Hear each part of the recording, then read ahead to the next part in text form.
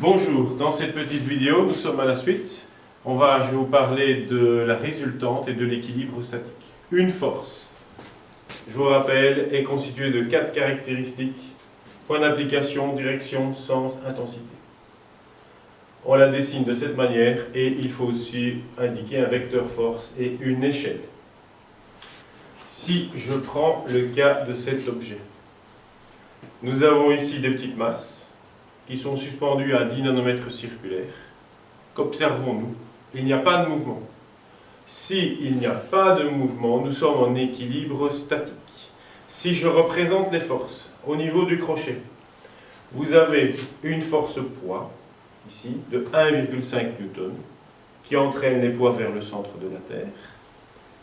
Et nous avons une deuxième force, au niveau ici du point d'application du crochet, une deuxième force qui est opposée, qui est issue du dynamomètre.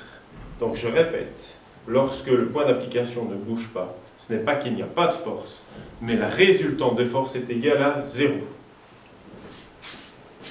Si je prends ici les deux dynanomètres que j'ai positionnés ici à l'horizontale, nous avons une force F2 de 2 newtons, une force F1 de 2 newtons.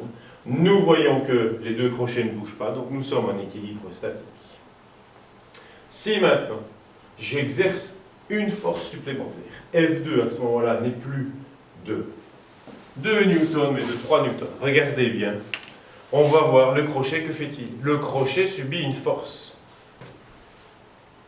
Une force qui vient vers moi, et on peut calculer cette force. 3 newtons pour F2, 2 newtons pour F1. Le petit calcul, la résultante, je peux la calculer. 3 moins 2 égale 1 newton. Je la représente comme ceci. Donc je refais la petite expérience.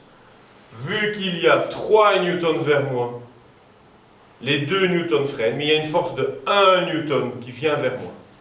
Regardez le crochet là. Le crochet est attiré vers moi avec une force de 1 newton. Merci.